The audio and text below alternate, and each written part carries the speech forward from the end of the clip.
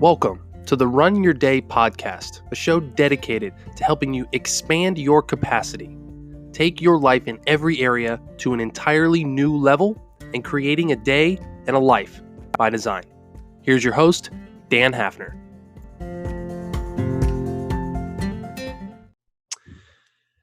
Hello, everyone. Welcome back to another episode of the Run Your Day podcast. As always, your host, Dan Hafner here, host of the Run Your Day show and creator of the Runwage app. So I'm super excited to be joined by a very special guest here today, a man by the name of David Essel. He's a #1 best-selling author, a life coach, and a counselor. And I believe he's a reverend. Is that correct? That is correct. Yes, a minister for a number of years. Absolutely, Dan. Awesome. So yeah, thank you for coming on the show. We really appreciate it. We're going to get into some awesome stuff. So why don't you just introduce yourself to everyone and kind of tell us a little bit about your background?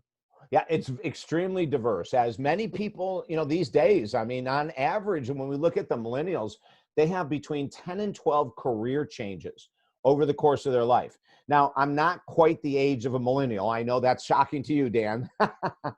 But 40 years ago, when I started in the industry, I was all about athletics, sports psychology, from 1980 to 1990. That's all I did: health, fitness, sports psychology.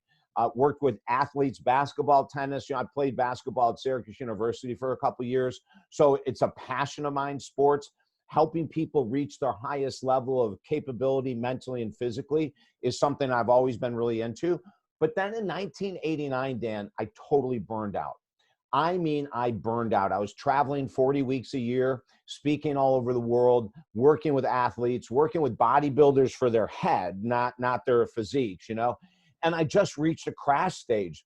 Now, the interesting thing is, the next year, I won the largest award in the fitness industry after I had left the fitness industry. It's kind of funny, Like in 1989, I burned out. In 1991 they call me up and go, "Hey, would you come to this conference?" And I go, I'm not really doing that anymore. Where they go, "Well, you've just won this huge award in the world of fitness."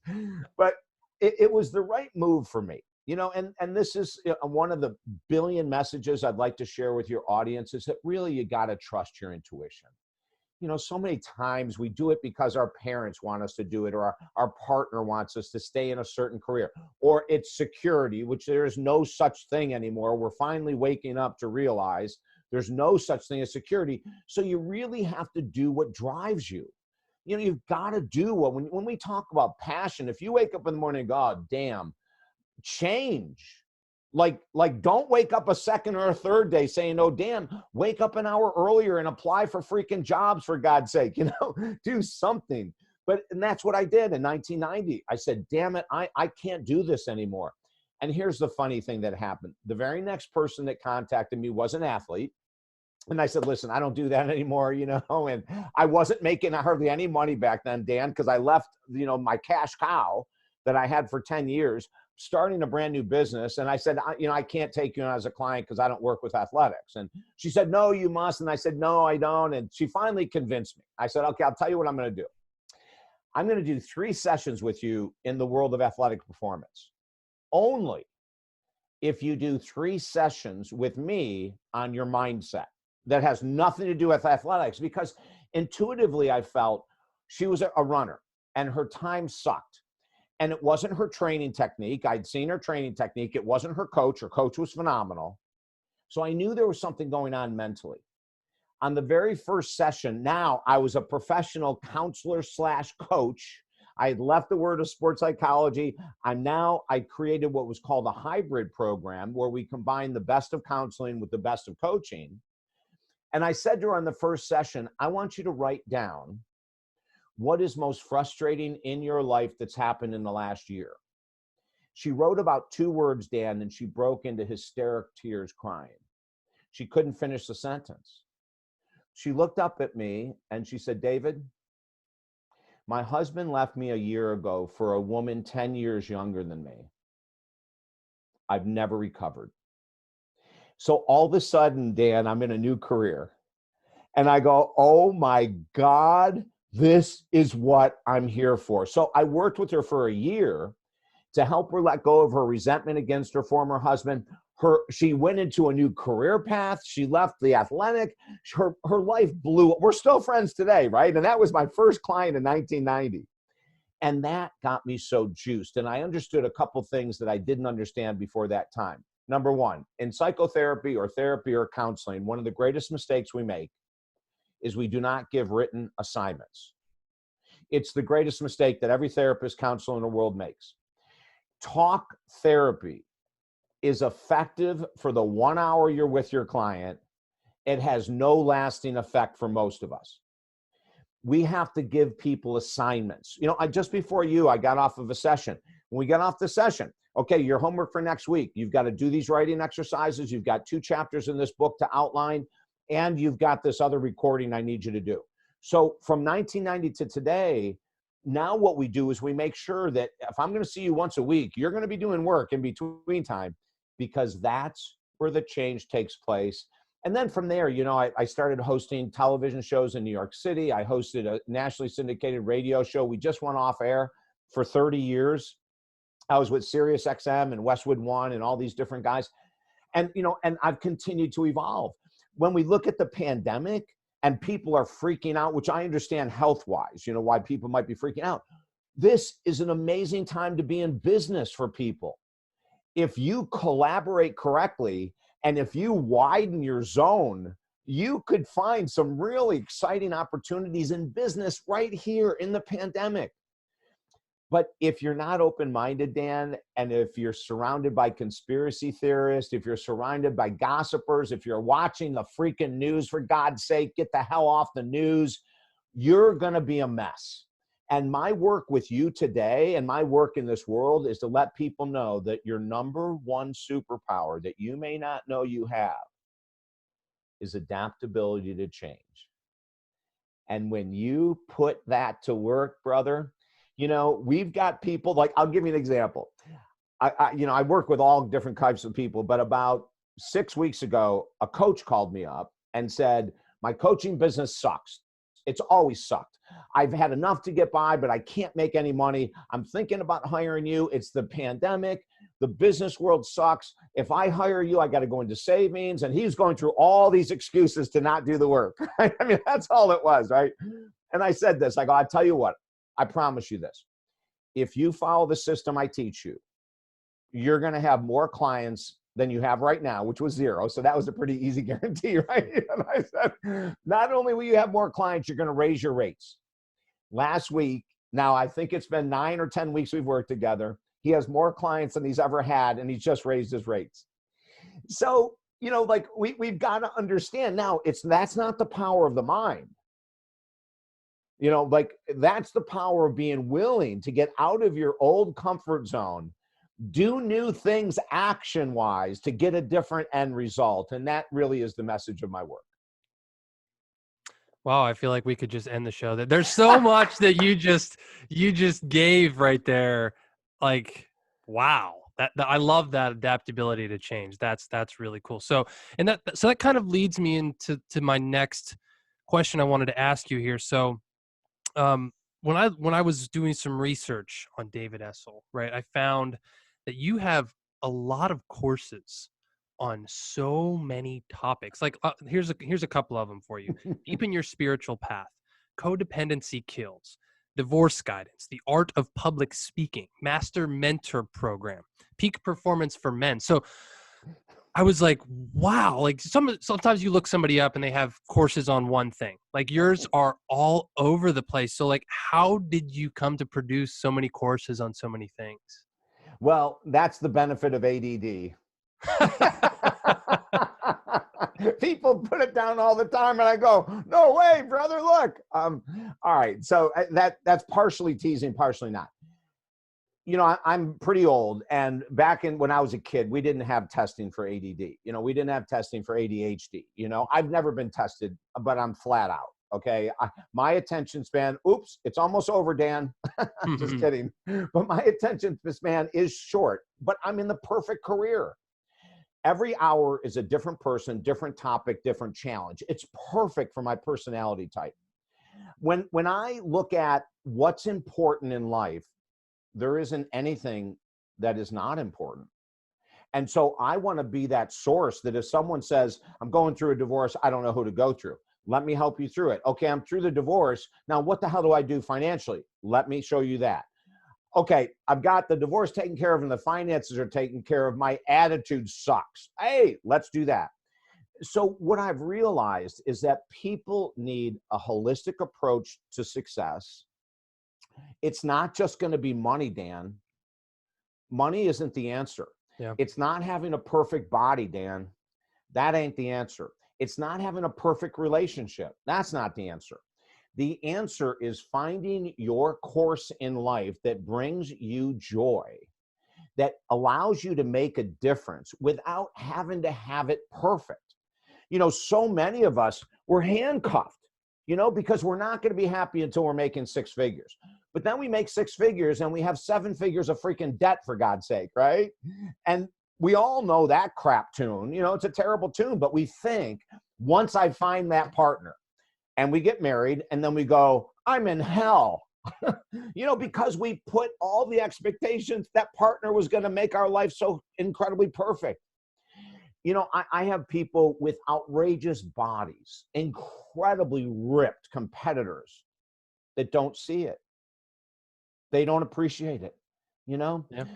I have couples with awesome kids that are waiting for the kids to get out of the house so they can do what they want to do. They don't appreciate the brilliance of their children, you know? So what we try to do is say there is not an answer to happiness. Okay, there isn't. It's not money. It's not the relationship. It's not the perfect body. All of those can make our life happier. But the minute you start thinking that it's X, you know, once I get X, Dan, we're screwed. So, go ahead. Well, I was just going to say, I completely agree with you because I used to be there. Like I used to be, and I think in multiple areas of my life, I was stuck in that spiral. And I mean, once you learn, and I feel like a lot of us have to learn that the hard way. You kind of have to be like, well, you know what? Like I did reach this goal, but I'm still just like, I feel like there's more, you know what I mean? And yeah, so I can attest to that 100%. You know, we teach people how to write a book, you know, and I've been writing books for 25 years. Now, here's an important message I want to give to anyone whoever wants to write a book or has written a book. Dan, for 20 years, we didn't sell crap. Okay. We didn't sell hardly anything, right? I never stopped writing. Why? First of all, I love to write. I have no background. My background is sports psychology, for God's sake. I have no literature, no journalism, no broadcast journalism, but it's something I fell into that I found I really liked. So, and I like to help people try to make a difference in their lives. So what better way than to write from my perspective to inspire others to change? So I did it for 20 years. We never sold squat. The 21st year, which was now 5 years ago of writing books, we got our first #1 bestseller. Now, I say this to you. When someone wants to write a book and they say, I want to make money, I'll say, my course is not for you. My course isn't for you. If you're going to write it, because you're going to be very disappointed. Mm-hmm.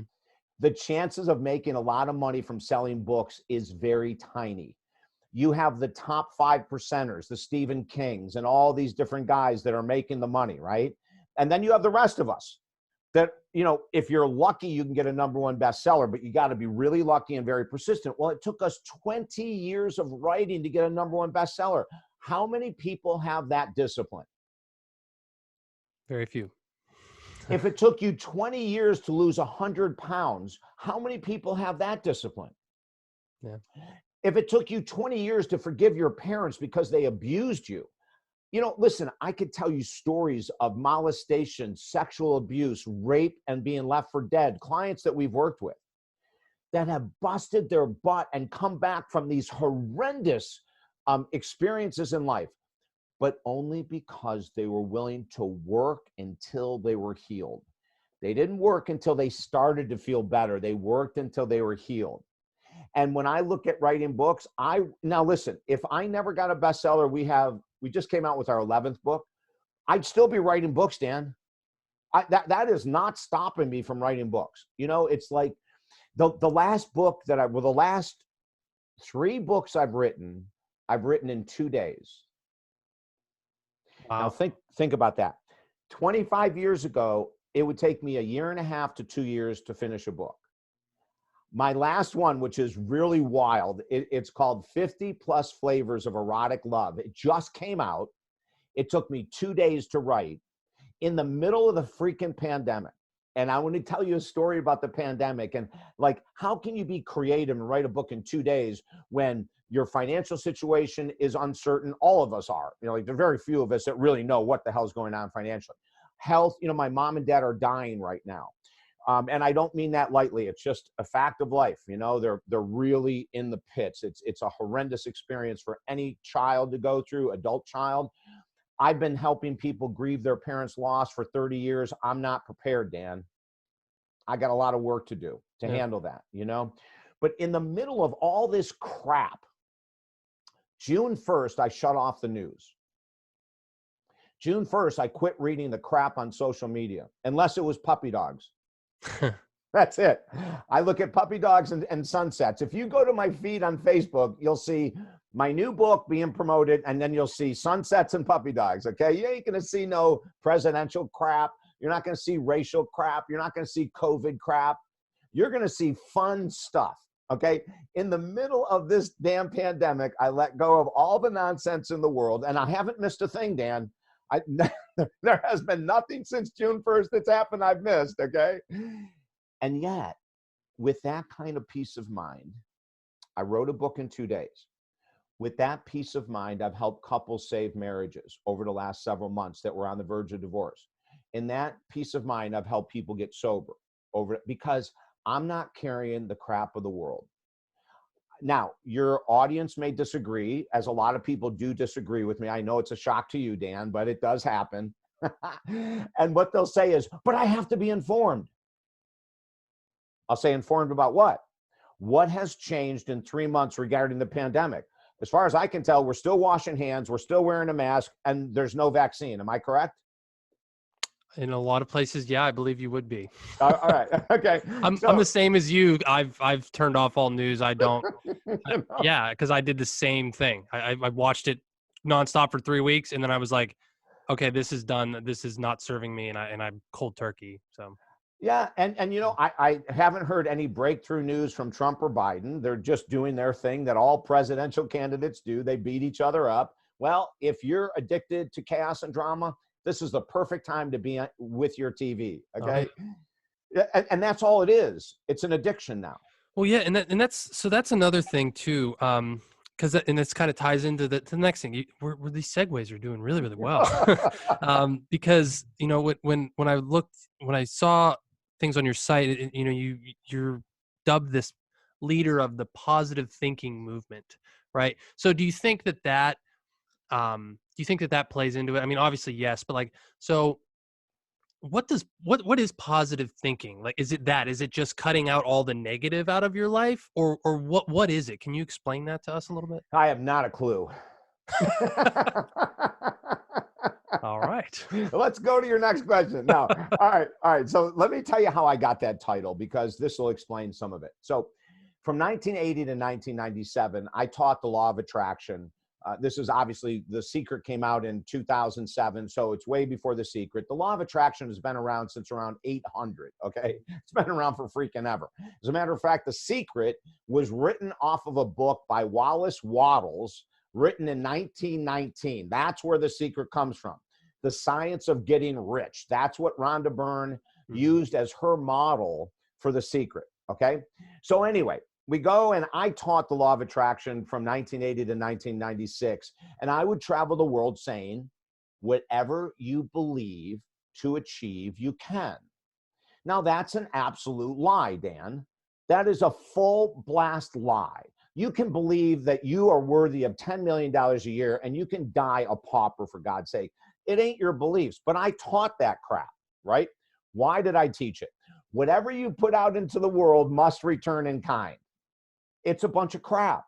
It's not true. Yeah. And so and to prove how untrue this stuff is, not only am I traveling and teaching it, but in my beach house, all along the walls, I am sober.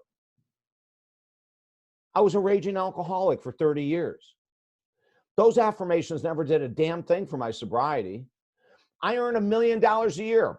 From 1990 or 80 to 1997, I never earned $1 million a year. But when you get up in the morning and you say, I am David Essel, a child of God, happy, healthy, sober today, and you believe it, it doesn't mean it's going to be there. So I got exposed. One of my favorite teachers in the world, his name is Maharishi Mahesh Yogi.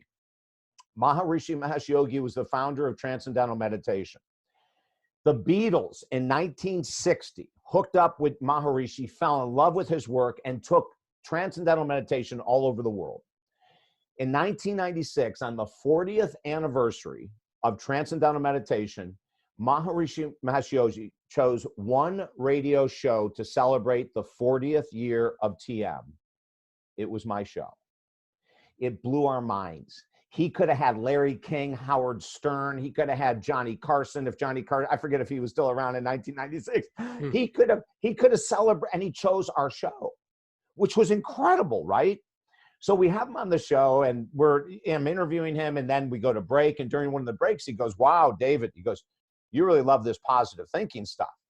I go, "Oh, Maharishi, it's amazing." He said, "Do you have a favorite affirmation?" I go, "Yeah." He said, "How long have you been saying it?" I go, "Oh, God, 18 years now." He said, "Tell me it." He said, "I am David Essel, a child of God, happy, healthy, and sober today." I had a big smile on my face, and he looks at me and he goes, "Is all of that factual?" And I lied. And I said, "Yes." He said, "Good for you." He said, "As long as what you're feeding yourself is factual, you're in full integrity." My cover was blown. 3 weeks later, I'm in Orlando speaking at a major conference. I get off the stage. There's a line of people asking questions, all that kind of stuff. I get to the very end. There's this tiny little woman. Now, Maharishi Mahesh Yogi is about 5, and he's no longer with us, but he looked like Cousin It from the Addams Family. Tiny little guy, long gray hair below his butt, and he giggled constantly, Dan. So I go to this little woman at the end, and I said, "I'm so sorry it took me so long to get here." And she looks at her watch. She goes, "Listen, I've got to interview you. I got 20 minutes. That's all I've got is 20 minutes. I said, "Okay, let's go get coffee." And so we're walking to get coffee, and I said, "Are you with a magazine? Are you with a television station?" She said, I just flew in from Iowa only to interview you, and then I've got to get back to work." I said, "Who are you with?" "Maharishi Mahesh Yogi." I said, "He sent you here?" She said, "Yeah, he told me to fly down. He found you were speaking, and he wants me to ask you one question." I said, "That's weird. What's the question?" She goes, "What do you remember from the interview?" Now, Dan, I have to tell you, I've interviewed everyone in the world.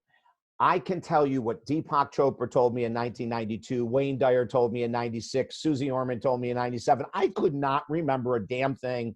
And I kept saying, "I can't think of anything." She goes, "Oh, just blurt something out." And I said, "Okay."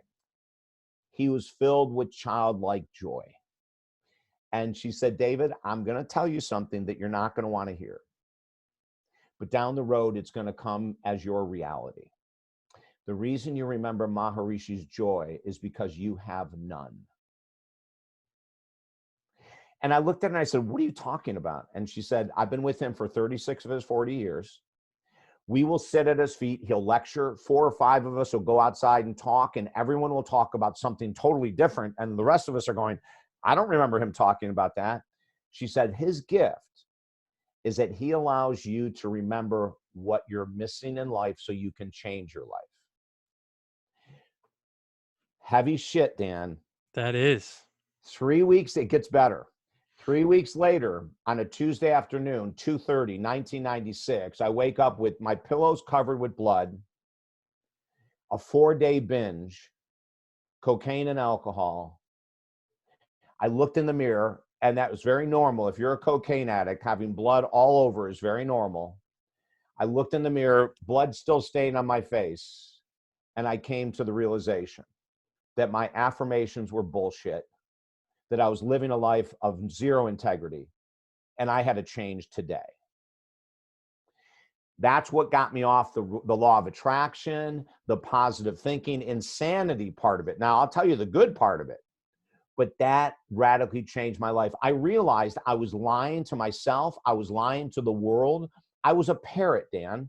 I had gurus that I put on pedestals. I was regurgitating what they said because it sounded good, like, hey, if you can just throw out that I'm a millionaire and you become a millionaire, who the hell doesn't want that?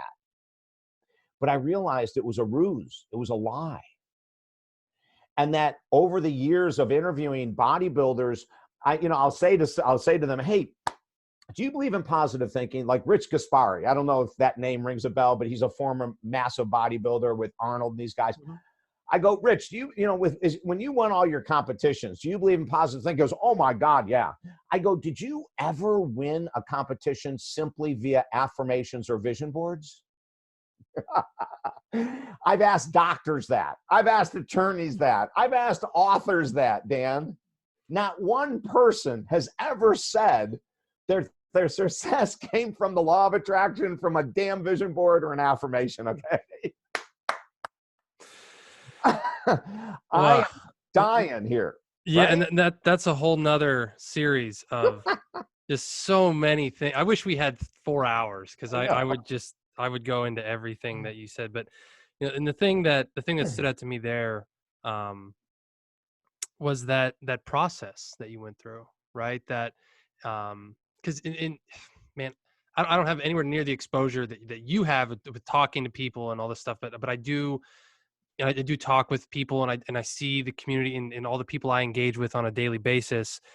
There is always that thing, and like the story you told in the beginning with the woman that her husband had left her. Mm-hmm. Like there's that thing holding them back. Yeah. Right. There's a subtle lie, deep seated, just kind of like you were carrying around and repeating to yourself that kind of gets in your way. Mm-hmm. And what people don't realize is that screws up everything else in your life, and you don't even realize it, right? Because that's all leads me into my next question. So, when you have these things blocking you, when you have this lie or this thing you need to purge, right? It prevents you from, quote unquote, running your day or creating a life that you actually want. So, I'm curious, like, when you heard the term run your day or the show run your day, like what does that mean to you? And like, I guess what does that mean to you? It means to be organized, focused, in charge. That's what it means to me. It really means focus. When you're running your day, you're focused. Again, going back to my client just before I started the interview with you, one of the things that a lot of us struggle with is focus, and so I asked him, when do you plan your day? And here's the number one mistake business people make every day is they plan their day the morning of the day. The worst mistake in the world, right? And then the second worst mistake in the world that they make is that they put the most difficult tasks of the day towards the end of the day. If there's two things that I can give your audience that'll radically change your life is, number one, tonight, write out everything you're doing tomorrow in 30-minute increments, no bigger than 30 minutes, right? So you say, I get up at 6, from 6 to 6:30, I do this, 6:30 to 7, I do this, and you do your whole freaking day, Dan. You don't miss it, right? Everything should be blocked in. Then you look at the tasks you don't want to do. Now, normally they're going to be at the bottom of the day, okay? Mm-hmm. And immediately we bring them to the top and we switch them out. For what reason? When you do what you don't want to do first thing, your mind is clear, creative, and focused to have a blast the rest of your day. When you've got a call that you put down at 4 o'clock that's going to be a tough call, you're worrying about it all day. It destroys focus and creativity. So, that's what we want. So when you're talking about running your day, I'm saying you're organized, you're focused, you know what the hell you're doing. And as importantly, or most importantly, you're doing what you'd rather not do first thing. Now, I work out every day. I work out in the afternoon. I get a break so that I have energy into the evening, because we don't stop till about 9 o'clock every night. So I look at the afternoon as a way to recharge. I work out, I have a big lunch, and then I'm set till 9 o'clock at night, right? There are some people, though, and all the studies show that if you can't stick with an exercise program, the only time you should exercise is first thing in the morning. Mm-hmm. That's it. There's the end. When people go, I just can't find the time. Exercise at 4. What are you doing at 4 a.m.? Yeah. We got plenty of time at 4 a.m. Come on now. But these are the tips. When you ask the question, run your day, this is how someone runs their day. Yeah. You know, they're not leaving it up to fate. They're not blaming genetics for their freaking weight gain. They're not blaming genetics for their alcoholism. You know, they're going, I'm in charge here, dude. Yeah. Well, and that's kind of what I like to talk about a lot is how it's deep seated to that. Cause I've had people tell me all day, like, what is your show about? Like, that's what it is, right? It's just focus and all this stuff. And I'm like, well, yeah, but it's deeper than that because there's so many more things that go into it. Just like you said, like I can attest to that as far as planning your day at night. On days that I don't do it, I wake up and it's like 8 o'clock and I'm like, well, I get up way before then, but when I start work and I'm like, what am I going to do? Like I'm so behind. I feel so behind. Yes. You know what I mean? Yes. Dan, you nailed it. Yeah. Now, imagine this. There might only be 10 to 15% of business people that do what you and I are talking about. I'm serious. It's a tiny percent, right? Yeah. But when we wake up, like my mornings are very peaceful. I'm not waking up going, what do I need to do today? Mm-hmm. Which most people do. I wake up and the first hour, let me go back to the positive thinking thing. I believe 20% of our success comes from how we think. 80% comes from doing what we would rather not do. When we're talking about super successful people, big goals, 20% of your success will come from you believing you can do it or hoping you can do it. Even hoping is better than anything else, you know? And then 80% is, okay, I don't feel like getting up and going to the gym. I just listened to Dan and David. Gosh darn it all, he blew my cover. I got to do that first thing in the morning because I'm not doing it, right? That's positive thinking says, I'm going to have a great attitude. And here's the other thing about positive thinking. We say to all of our clients, all of your audience, the first hour of every day, there should be no social media, no emails, no text, no news, no weather, no stock market. In other words, the first hour of every day should be gratitude, journaling, meditation, prayer, readings. You can read scripture, you can read David Essel, you can read Wayne Dyer, you can whatever.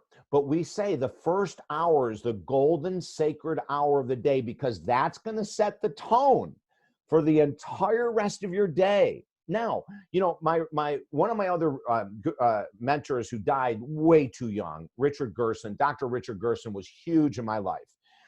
He would get up at 3:30 in the morning because he had little kids. And he would get up every day at 3:30. So he had from 4 to 5:30 to exercise, to read, to do his spiritual work, right? Like that's what we have to do. You know, we've got to take that first hour and set ourselves up for success. But, you know, too many people, I remember I lived with a woman years and years and years ago. And I'll never forget the first day I stayed at her house. At 6 a.m., the freaking TV went off in the bedroom and the weather was like on, you know, a volume 10 out of 10, right? It's like, I'm startled. What happened? What's going on? You know, I was like so out of it. She went into the kitchen and there was a TV that automatically came on in the kitchen. She went into the bathroom. There was a TV that automatically came on in the bathroom. Now, that might seem extreme, but it's not. It's the way the average American wakes up in the morning. And we wonder why we have crappy bodies.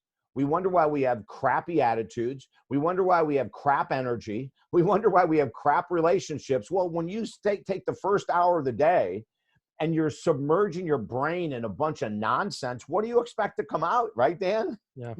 Like, do you expect to get shredded just by stuffing your face at McDonald's, you know, I 3 know, meals a day? right? Like, yeah. So that's, yeah. And I mean, that's perfect. And that was, you answered the next question I was going to ask was, you know, what are some of the things that you do to quote unquote run your day? But that I think that really answers it. That's going to solve 90% of the issues you're having is if you just get up earlier. Now, this is one thing I do want to ask you, because I've even experienced this myself and I've had other people come to me and wonder about this. So they say like, well, what if I can't find the willpower to get up every day?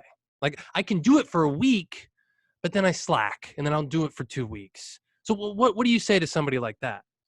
A guy in Australia made the perfect alarm clock for people like that. And that when you go to hit snooze, it opens up a container and spiders come out.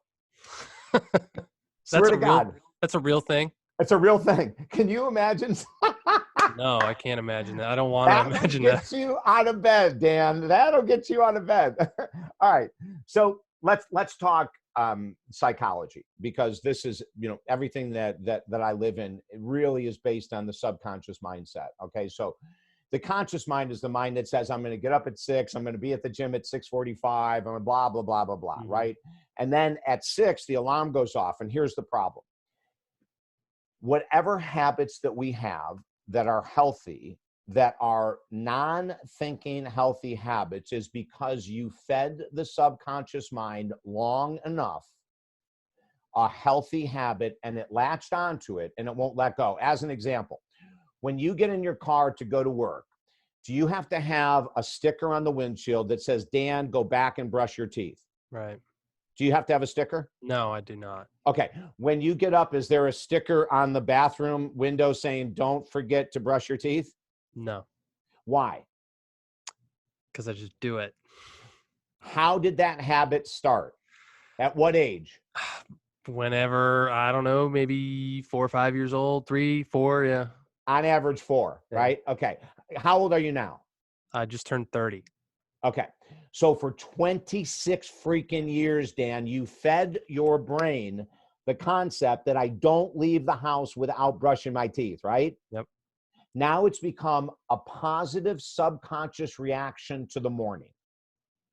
However, we have an opportunity. If the subconscious mind can be an ally, the subconscious mind can be a saboteur. Mm-hmm. Whatever you feed it, it's going to feed you back. So like with my addiction to alcohol and cocaine, I fed it that whenever I was upset, bored, happy, insecure, any emotion in the world was a good time to drink. And I started at 12. Now, I started at 12 to fit in with a peer pressure group. There were 16-year-olds.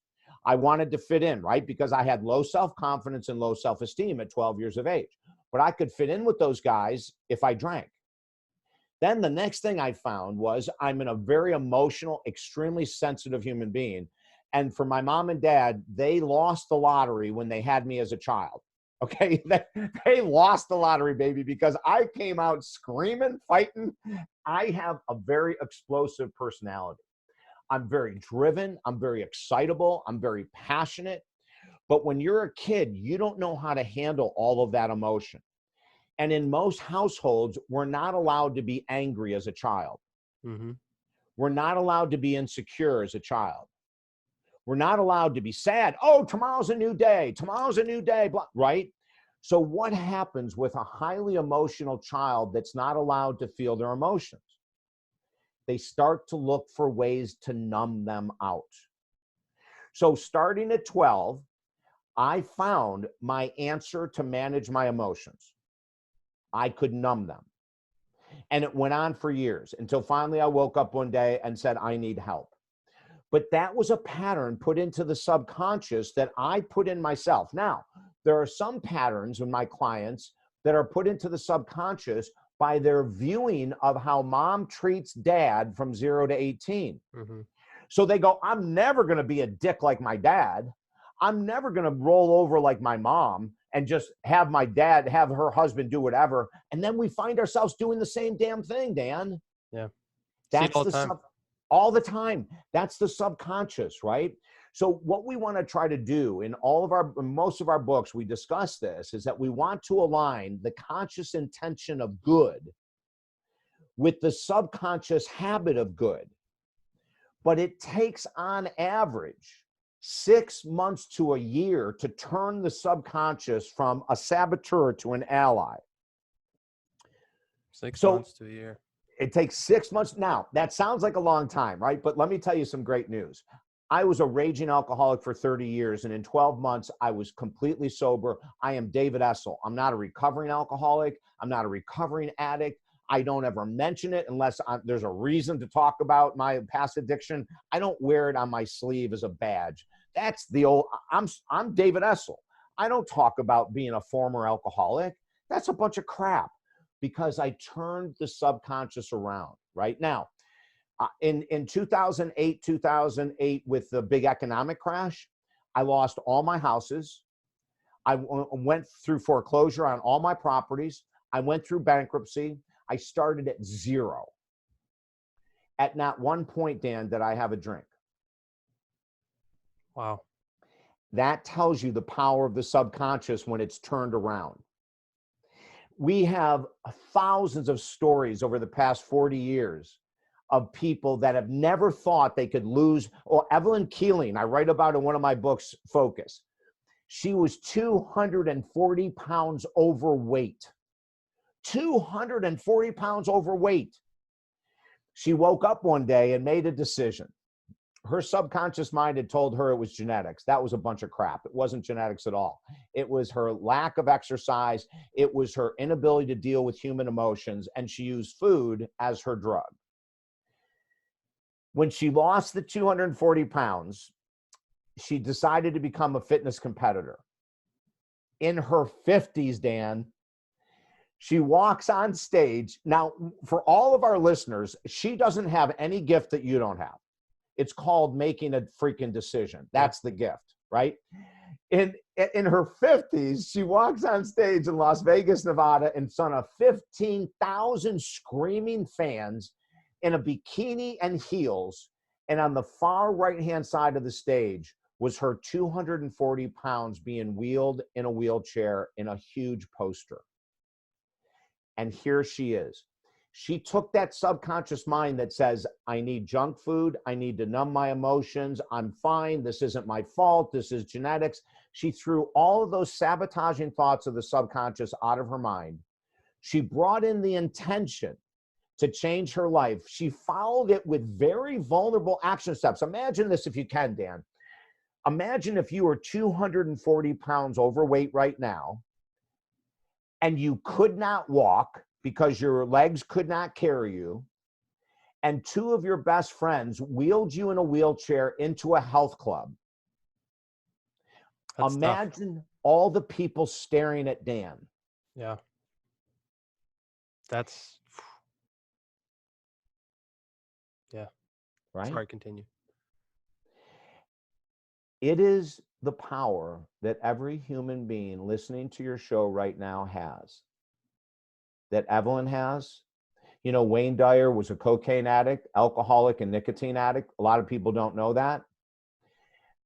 Wayne Dyer overcame his 3 addictions. I didn't know. Evelyn, yeah, most people don't know. You know, it's funny. You know, in 1990, the first time I interviewed Wayne Dyer, I did this. I was brand new to talk radio. I worked in a small market for a while, and then I got this huge break. And my very first 2 guests were Deepak Chopra and Wayne Dyer. Mind-blowing crap, right? And I said to both of them on the first, what's the greatest challenge that you've overcome that most people don't know about? Like, I just went right for the gut. Deepak Chopra says, well, as a cardiologist in a Boston hospital, I smoked 2 packs a day for years. How many people know that about Deepak? Yeah. Right?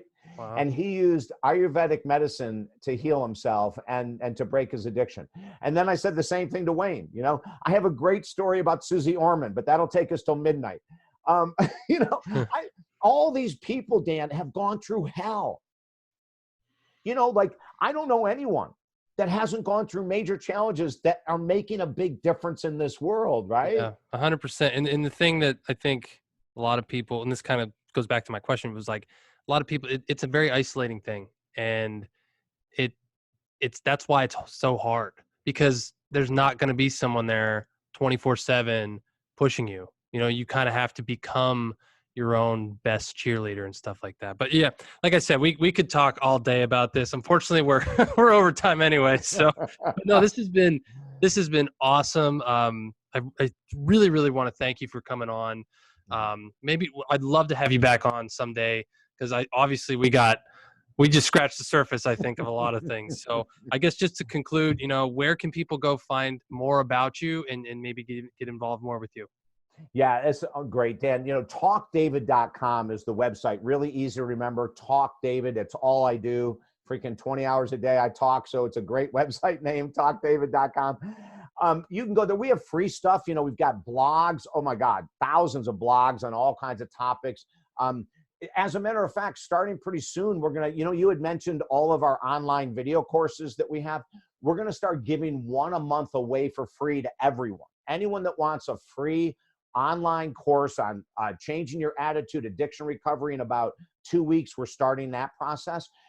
We have so much data at talkdavid.com that we're starting to give more and more away. A brand new book on how to enhance your love relationship. So all kinds of stuff at talkdavid.com, and when we get the link here, we'll put you in our blog as well, Dan. Awesome. I'd love that. That'd be really cool. So yeah, I mean, like I said, unfortunately we got to cut this off, but I would love to talk more about you with you in the future, and best of luck to everything you're doing. And it's been a great experience. I hope everyone enjoyed the show. So thank you very much, David. Dan, it was awesome. Have a great rest of your day. All right, everyone. Well, that is all for today's show. As always, you guys can head over to talkdavid.com. I would highly encourage you to check out some of those free courses here in the next couple of weeks, maybe even by the time this show launches, and you guys can check that out. So, as always, I appreciate you all joining for this episode. Dan Hafner signing off. Make it a great rest of your day.